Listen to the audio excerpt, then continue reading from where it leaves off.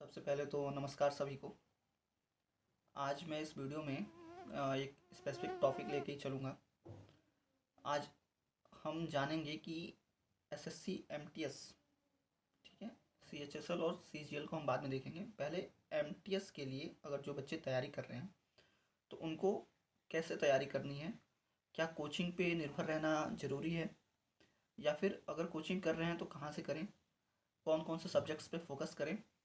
तो ये सब चीज़ें हम जानेंगे। सिलेबस के बारे में जानेंगे, एसएससी एमटीएस का जो सिलेबस है, और एग्ज़ाम पैटर्न्स क्या हैं, पेपर्स कैसे कैसे होते हैं, कितने मिनट का होता है, और एक एक टॉपिक को हम जो पेपर में सिलेबस है, जैसे 4 पेपर्स हैं उसमें, तो पेपर तो 2 ही हैं, 2 सेक्शंस में डिवाइड किया हुआ है।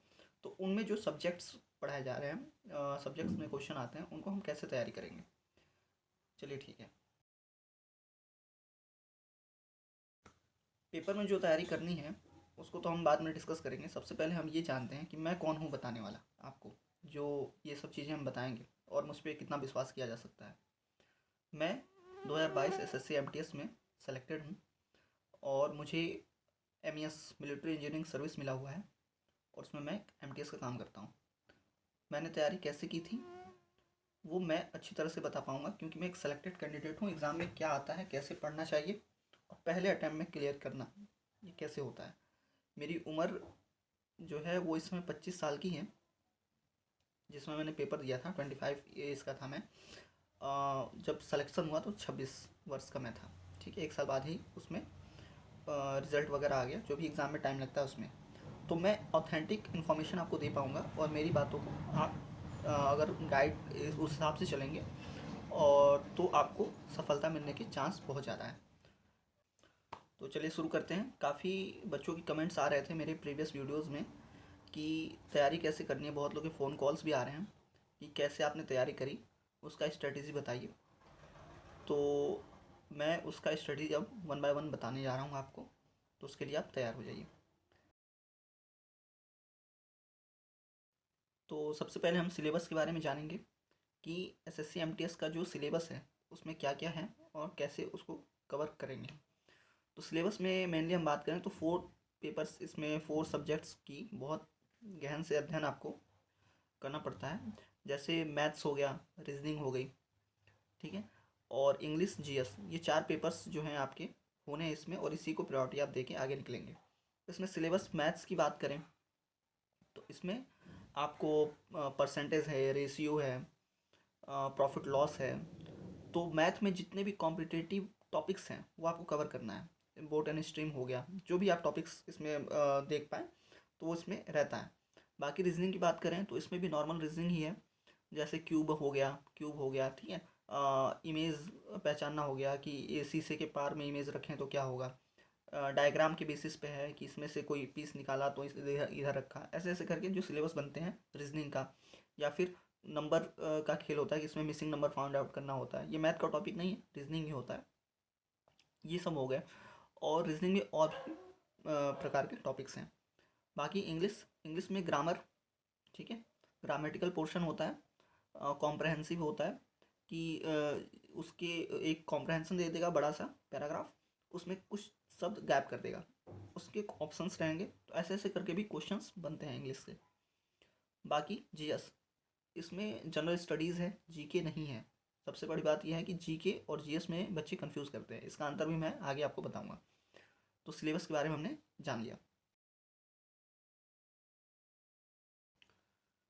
एग्ज़ाम पैटर्न की बात करें तो 90 मिनट का 90 मिनट का पेपर होता है और इसमें 90 को 2 पार्ट में आप डिवाइड कर दीजिए, 45 मिनट 45 मिनट, ठीक है।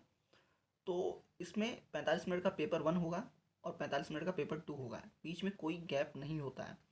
लोग इसमें कहते हैं 2 पेपर्स हैं, बिल्कुल सही बात है, लेकिन 2 पेपर्स के बीच में गैप नहीं है, इसका भी आपको ध्यान रखना है। 45 मिनट आपको पेपर 1 के लिए दिया जाएगा और 45 मिनट पेपर 2 के लिए दिया जाएगा।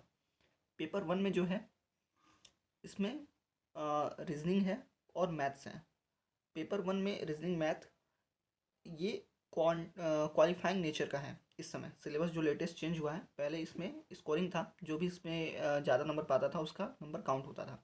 अब फिलहाल ऐसा नहीं है, पेपर 1 में रीजनिंग और मैथ ये केवल क्वालिफाइंग नेचर के हैं, यानी आप बहुत ज़्यादा डीप नॉलेज नहीं भी रखते हैं, फिर 45 मिनट में आपको क्वालिफाइंग क्वेश्चन सॉल्व करने हैं। क्वालिफाइंग क्वेश्चन मतलब 6 क्वेश्चन सॉल्व कर लिए, 7 कर लिया, 25-25 क्वेश्चन होते हैं, तो 25 क्वेश्चन मैथ के हैं, 25 रीजनिंग के हैं, ठीक है। उसमें से आपने अगर 6-7 भी सॉल्व कर लिया दोनों के मिला, दोनों के अलग अलग, जैसे मैथ्स का 6 और रीजनिंग का 6, तो ये, और वो सही होना चाहिए, माइनस मार्किंग भी इसमें रहेगा।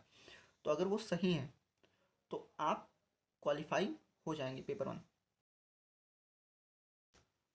पेपर 2 में जनरल स्टडीज़ और इंग्लिश है, इंग्लिश का पोर्शन, और ये आपका स्कोरिंग सब्जेक्ट है, मतलब इसी से आपका मार्क्स डिसाइड होगा कि आपने कितना मार्क पाया और मेरिट में आए या नहीं, यानी कि इसी पेपर से ही डिसाइड होगा आपका सिलेक्शन है या नहीं है।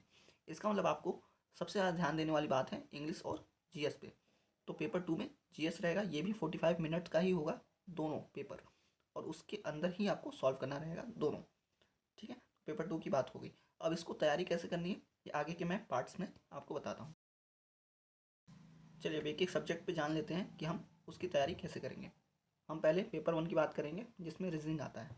रीजनिंग की तैयारी, रीजनिंग का पहले तो सिलेबस आपको देखना पड़ेगा, और सिलेबस में बहुत ज़्यादा हार्ड टॉपिक नहीं है, चीज़ें आसपास की हैं और नॉर्मल, बहुत ज़्यादा डीप में नहीं आएगा। जैसे क्यूब हो गया, नंबर इमेज, ऐसे कोई इमेज है उसका मिरर इमेज कैसे बनेगा, ऐसे टॉपिक्स आते हैं। कोई पीस काट के किसी इमेज में से निकाल लिया जाए तो वो कहाँ सेट होगा, ठीक है, या वो पीस कौन सा है, यानी आप जितना आप उसको चीज़ों को ऑब्जर्व करेंगे, क्वेश्चन को ऑब्जर्व करिए, उसी में आंसर छुपा होता है। तो रीजनिंग का टॉपिक्स ऐसे कवर होगा। क्यूब डाइस के हो गए क्वेश्चंस, यहाँ से भी क्वेश्चन बनते हैं। और नंबर कोई मिसिंग है, उसमें एक नंबर सीरीज़ होगी, उसमें से कोई नंबर मिसिंग है, या फिर ऐसे भी क्वेश्चन बनता है, एक क्यूब दे देगा, उसके अंदर कुछ नंबर्स लिखे होंगे, उसमें कुछ मिसिंग संख्या रहेगी, उसको आपको बताना पड़ेगा। या फिर गोल एक घेरा होगा, उसके अंदर कुछ नंबर्स होंगे, उसमें कुछ मिसिंग नंबर, मीन्स आपका रीजनिंग जो होता है वो उसी क्वेश्चन में ही उसका आंसर छुपा होता है, बस उसको ढूंढने की जरूरत पड़ती है। स्क्वायर से भी आते हैं क्वेश्चन कि इस फिगर के अंदर कितने ट्रायंगल बनते हैं, कितने स्क्वायर बनते हैं, और मैक्सिमम नंबर ऑफ ट्रायंगल्स कितने बन सकते हैं, ऐसे करके क्वेश्चंस पूछा जाता है। तो आपको रीजनिंग यहाँ से ऐसे टॉपिक्स को आपको कवर करना पड़ेगा। और ये टॉपिक्स क्या बुक से पढ़ा जा सकता है? अगर आप बुक पढ़ने के लिए पढ़ सकते हैं तो बिल्कुल पढ़िए, बुक पढ़ना बहुत ज़रूरी है ताकि आपका प्रैक्टिस हो सके। अगर आपका प्रैक्टिस से ही आपकी जो नॉलेज है वो खुलती है, और चीज़ों को आप ऑब्ज़र्व कर पाते हैं कि कैसे कैसे है आपका चीज़ें, वो कैसे जानना है। तो अगर बुक्स आप ज़्यादा से ज़्यादा प्रैक्टिस करते हैं तो उससे हो जाएगा। फ़िलहाल मेरे केस में मैंने कैसे तैयारी करी थी वो लास्ट में मैं बताता हूँ, एकदम लास्ट में, वीडियो के लास्ट में, क्योंकि मेरा एक यूनिक केस है, और ऐसे केसेस में आप अगर पढ़ते हैं तो उसके लिए ज़्यादा आपको मेहनत करनी पड़ेगी। खैर छोड़िए, रीजनिंग आप यहाँ से तैयार कर सकते हैं। कुछ बच्चे कमेंट्स में पूछे हुए थे कि रीजनिंग के लिए बुक कौन सी प्रेफर करें। रीजनिंग के लिए एसएससी के लिए बुक्स जो भी आती हैं, ठीक है, सारे अच्छे हैं, कोई भी राइटर का बुक ख़राब नहीं है। आप कोई भी एक बुक जो आपको समझ में आए वो आप उठा सकते हैं। अरिहंत वगैरह का जो कंपटीशन के लिए आता है वो बुक्स भी उठा सकते हैं, उसमें अच्छी नॉलेज है, ठीक है, उससे आप कर सकते हैं। और यूट्यूब पे ढेर सारे चैनल्स भी हैं, चैनल की भरमार है, जिसमें आप देख सकते हैं। रीजनिंग के लिए एक मैं चैनल रिकमेंड करूँगा, पुलकित सर का एग्ज़ामपुर का चैनल, जो रीजनिंग पढ़ाते हैं, और वो रीजनिंग सफिशिएंट है एसएससी एमटीएस और सीएचएसएल के लिए, ठीक है। बाकी अगर आगे के लिए है तो उसमें आप थोड़ा सा और मेहनत करना पड़ेगा। तो उतना आप रीजनिंग अगर समझ जाते हैं जो पुलकित सर उसमें पढ़ा रहे हैं एसएससी इसमें एग्ज़ामपुर में, मैं उनका प्रमोशन नहीं कर रहा हूँ, कोई ऐसा नहीं सोचेगा कि मैं उनको उन्होंने मुझे कहा हुआ है, ऐसा कुछ भी नहीं है। हालांकि उनका रीजनिंग मुझे समझ में आता है, और वो मैं रिकमेंड करता हूँ सारे बच्चे जो तैयारी कर रहे हैं वो देखें, ठीक है। तो पुलकित सर का रीजनिंग बेस्ट है। अब बात करेंगे पेपर 1 के ही पार्ट 2 की। इसमें मैथ्स है। मैथ्स आप जो इम्पोर्टेंट टॉपिक्स होते हैं वो रेशियो, परसेंटेज होते हैं, इन्हीं दोनों टॉपिक से आप पूरी मैथ्स कवर करते हैं, ठीक है। आप सबसे पहले मैथ्स में जो टॉपिक पढ़ेंगे वो रेशियो है और परसेंटेज है। उसके बाद फिर एवरेज वगैरह होता है, बोट एंड स्ट्रीम होती हैं, प्रॉफिट लॉस होता है, ये सब चीज़ें आपको पढ़नी पड़ेंगी। और इसमें एक होल्ड बनाना पड़ेगा। होल्ड मतलब होता है कि आप चीज़ों को देख के, क्वेश्चन को समझ के, क्वेश्चन आपके सामने अगर दिया जाए तो आप उसमें समझ पाएँ कि वो पूछना क्या चाहता है। बहुत बच्चे कन्फ्यूज़ रहते हैं कि क्वेश्चन पूछता कुछ और है, आप किसी और डायरेक्शन में बढ़ते हो। इसका मतलब ये है कि आप प्रैक्टिस अगर करते हैं, ठीक है, और चीज़ों को अच्छी पकड़ रखते हैं कि आप में ये जो पूछा है उस तक हम कैसे पहुंच सकते हैं, उस आंसर तक कैसे पहुंच सकते हैं। बहुत से क्वेश्चन ऐसे ऐसे होते हैं मैथ्स में जिसके अगर सॉल्यूशन करने बैठें तो बहुत लंबा खींचेगा, बहुत लंबा समय भी जाएगा। तो कुछ क्वेश्चंस ऐसे हैं जो ऑप्शन से भी सॉल्व होते हैं। ऑप्शन से सॉल्व करने का तरीका आपको आना चाहिए, ठीक है। और बहुत बार ऐसा भी देखा गया है कि हम अनुमान से सॉल्व करते हैं कि ये ऑप्शन नहीं हो सकता है, जो नहीं हो सकता है उसको अलग करिए, ठीक है, जो बच गया फिर वही रहेगा आपका। तो ऐसे करके भी मैथ्स में हम ट्रिक्स लगा सकते हैं। और ये ट्रिक नहीं है, ये कॉमन सेंस की बात है। कोई भी चीज़ हम उसमें से छांट के अलग कर दें। ऑप्शंस चार ही तो हैं, चार में से अगर आपने दो भी छांट लिया तो 50-50 का रेशियो बन जाता है। तो आप उसमें से ईजिली समझ पाएंगे कि कौन सा ऑप्शन सही है गलत है। फिलहाल मैथ्स के लिए बुक्स आप जो भी लेना चाहें ले सकते हैं, एसएससी के लिए जो भी तैयारी के लिए आती हैं। हालांकि बुक्स बहुत लेंदी हैं, बहुत समय भी जाएगा। आप उसको कवर कर पाते हैं नहीं कर पाते हैं ये आपको देखना है। बाकी आपका बेस अगर स्ट्रांग है पहले से, जैसे आपने 10th तक की मैथ बहुत अच्छे से पढ़ी है स्कूल में, तो आपको बहुत ज़्यादा परेशान होने की ज़रूरत नहीं है। वो बहुत इजी टॉपिक है। बस मैथ्स जो आपने स्कूल में पढ़ा हुआ है वो लेंदी होता है, सॉल्यूशन उसका करना पड़ता है, उसी पे नंबर मिलता है। लेकिन एग्ज़ाम में जब आते हैं तो उतना लेंदी सॉल्यूशन और सॉल्यूशन की ज़रूरत ही नहीं है। आप उसको हाथ पे ही कैसे सॉल्व कर देते हैं, दिमाग में ही कैसे सॉल्व कर देते हैं, आंसर तक पहुँचना ही कंपटीशन का, जितना जल्दी आप आंसर तक पहुँच जाते हैं उतना ही ज़्यादा आपको फ़ायदा मिलता है। तो मैथ्स के लिए मैं एक चैनल भी रिकमेंड कर दूं अगर, तो एग्ज़ामपुर में अभिनंदन सर का चैनल बहुत अच्छा है। अभिनंदन सर का चैनल जो अभिनंदन सर जो वीडियोस बनाए हैं वो एक टॉपिक और क्वेश्चन को लेके चले हुए हैं। तो क्वेश्चंस सॉल्व करते हुए आप उसको चीज़ों को बारीकी से समझेंगे तो चीज़ें वहाँ से समझ में आएगी। बाकी आपकी इच्छा है, जो आपको समझ में आए उस हिसाब से मैथ्स को लेके चल सकते हैं। तो अभी तक हमने जाना क्वालिफाइंग पेपर के बारे में। इसमें आपको केवल क्वालिफाई होना था पेपर 1 में, ठीक है, जिसमें मैथ्स और रीजनिंग था। वो बहुत बड़ी बात नहीं थी, आप आसानी से क्वालिफाई कर सकते हैं। और अब हम बढ़ते हैं पेपर 2, जिसमें जीएस और इंग्लिश है। अब ये आपका स्कोर और मेरिट बनाता है और यही सिलेक्शन तय करता है आपका, ठीक है, कि आप किस स्टेट में जाएंगे, कितना आप सेलेक्ट होंगे नहीं होंगे, ठीक है। आपको एक साल और तैयारी करनी पड़ेगी। अब हम बहुत ही इम्पोर्टेंट जो पेपर है उसके बारे में डिस्कस करेंगे। तो पहले हम पेपर 2 के नेचर के बारे में समझते हैं। पेपर 2 में इंग्लिश और जीएस है। इंग्लिश आपका टाइम टेकिंग है, आप उसमें दिमाग लगाते हैं कि यहाँ पे कौन सा वर्ड सेट होगा या इसका एंटोनिम सिनोनिम क्या होगा, ठीक है। और भी जैसे ग्रामेटिकल एरर कहाँ है, ये सब चीज़ें आपको तय करने में या पैराग्राफ पढ़ने में उसका निष्कर्ष निकालने में समय लगेगा। यानी इंग्लिश जो पेपर है उसमें टाइम टेकिंग है। जीएस के पेपर में टाइम टेकिंग नहीं है। जीएस में आप जानते हैं या नहीं जानते हैं, केवल इतनी ही बात रहती है। जीएस के लिए आप कितने अवेयर हैं समाज को लेकर, आपके आसपास की चीज़ों को लेकर, ठीक है, यही जीएस होता है। जीके आपका नहीं है। जीके मतलब होता है कि आप किसी चीज़ के बारे में नॉलेज कितना रखते हैं, जनरल नॉलेज जीके का मतलब। तो आप नॉलेज अगर डीपली रखते हैं तो जीके है, ठीक है, और वो जीके ही रहेगा। जीएस एक ऐसा सब्जेक्ट है जिसमें कहीं से भी क्वेश्चन पूछा सकता है। जीएस में मैथ भी आ सकता है, रीजनिंग भी आ सकती है, साइंस टेक आ सकता है, पॉलिटिक्स का कोई पोर्शन है वो आ सकता है। मतलब जीएस का सिलेबस बहुत ही बड़ा है।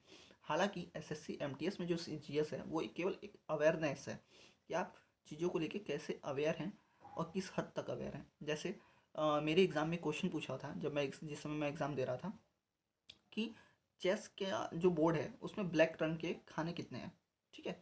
तो अब ये किसी जीएस के बुक में नहीं मिलेगा, आप कितना भी वो कर लें, कहीं से भी पढ़ लें, ये क्वेश्चन आपका छूट ही जाएगा। ये है अवेयरनेस, आप चीज़ों को लेकर कैसे अवेयर हैं। कल को ये क्वेश्चन पूछ ले कि लूडो में कितने खाने हैं, कैसे बताएंगे। लूडो में स्टार वाले खाने कितने हैं, कैसे बताएंगे, ठीक है। तो ऐसे क्वेश्चंस ये फालतू क्वेश्चंस हैं। और देखा जाए तो बहुत से बच्चे इसको रॉन्ग लगा के आ जाएंगे, ठीक है। तो ये भी हम नहीं कह सकते। तो जीएस आपको इस लेवल में अवेयर रहना है कि जीएस का क्वेश्चन अगर आए तो आप पकड़ लें। जीएस में क्वेश्चन में एक क्वेश्चन ये भी था मेरे में कि पुरस्कार से था कि हाल ही में ये पुरस्कार किसको दिया गया था, ठीक है। और जैसे ओलंपिक्स हो रहे हैं तो ओलंपिक्स से क्वेश्चन कुछ बनते हैं कि भारत के कितने मेडल्स आए थे। तो एक दो क्वेश्चन ऐसा रहता है, बहुत टिपिकल रहता है, जो स्पोर्ट्स से लेके है या पुरस्कार से लेके है। तो ये क्वेश्चन आप अगर नहीं भी करते हैं तो भी बाकी अगर पोर्शन सॉल्व करते हैं तो आपका स्कोर अच्छा खासा हो जाएगा। ठीक है, जनरल अवेयर्स तो ये टिपिकल क्वेश्चंस में आते हैं ये सब क्वेश्चंस। ये बहुत लोग का इस पर ध्यान नहीं जाता, ये याद करना पड़ता है। लेकिन जीएस के केस में मैंने कुछ भी याद नहीं किया था और ये एक क्वेश्चन मैंने छोड़ भी दिया था पुरस्कार वाला। ठीक है, तो इससे कोई फ़र्क नहीं पड़ा, वो मेरा वैसे भी उसमें अच्छे खासे नंबर आए, तभी तभी सेलेक्शन हुआ। अब इंग्लिश की तरफ बढ़ते हैं। इंग्लिश जो है ये डिसाइड करेगा कि आप किस लेवल तक आगे जाएंगे। ठीक है, इंग्लिश में ही बहुत लोग मार खा जाएंगे, बहुत हिंदी मीडियम से बच्चे होंगे। हालांकि मैं ये नहीं कह रहा हूँ कि हिंदी मीडियम के बच्चे नहीं निकालते हैं, पेपर निकालते हैं। तो कुछ तो इंग्लिश भी फ़िलहाल मैं ये बताऊँगा कि इंग्लिश तैयारी आप कैसे कर सकते हैं। तो ग्रामर अगर किसी का सही है, जिसका भी ग्रामर सही है, इंग्लिश में ज़्यादा दिक्कत नहीं होगी। अब ग्रामर के लिए आप टेंस पढ़ सकते हैं, एक्टिव पैसिव वॉइस पढ़ सकते हैं, जो भी चीज़ें बेसिक लेवल की चीज़ें होती हैं, नाउन प्रोनाउन। ठीक है, ये सब चीज़ें तो आपको आना चाहिए। एक्सेक्टिव हो गया, या प्रॉपर यूज़ ऑफ, पहले तो टेंस अगर पढ़ते हैं तो proper use of was, where, is, he, ऐसे करके जो भी इसमें ऑक्सिलरी नाउन ये वर्ब्स होते हैं, आप ये इस्तेमाल कहाँ करते हैं, कैसे करते हैं, ये आपको क्लियर होगा। ए कहाँ लगाना है, एन कहाँ लगाना है, द कहाँ लगाना है, ये चीज़ें आप जितना पढ़ेंगे उतना क्लियर होगा। हालांकि मैं इंग्लिश मीडियम से हूँ बचपन से ही, तो मुझे इंग्लिश में ज़्यादा परेशानी नहीं आई। हालांकि मैं हिंदी मीडियम के बच्चों को ये रिकमेंड करूँगा कि वो इंग्लिश न्यूज़पेपर पढ़ सकते हैं। ठीक है, या जो भी तैयारी कर रहे हैं, मान लीजिए पॉलिटिक्स उसमें आना है, ज्योग्राफी आना है, ये सब अगर हाई लेवल की तैयारियाँ कर रहे हैं तो आप वो इंग्लिश में अगर बुक्स पढ़ते हैं, वही बुक्स अगर इंग्लिश में पढ़ते हैं तो आपका ग्रामर का पोर्शन पढ़ने की ज़रूरत नहीं पड़ेगी। आपको खुद ही नॉलेज होगा कि कौन सा सेंटेंस में कहाँ क्या आया, अगर ऑब्जर्व करके पढ़ते हैं तब। ठीक है, तो इंग्लिश आपका यहाँ से क्लियर हो जाएगी, बाकी आप समझने की क्षमता आप में डेवलप होगी। आप जब इंग्लिश की बुक्स पढ़ेंगे तो वो पहले तो समझ में नहीं आएगी, आप डिक्शनरी में देखेंगे कि इसका मीनिंग क्या होता है, तो डिक्शनरी में देखेंगे तो आपका ये आपका वोकैबुलरी जो होता है ये आपका क्लियर होता चला गया। तो एंटोनिम सिनोनिम भी आप अगर आपको मीनिंग पता है वर्ड का तो आप वो भी आप आसानी से कर पाएंगे।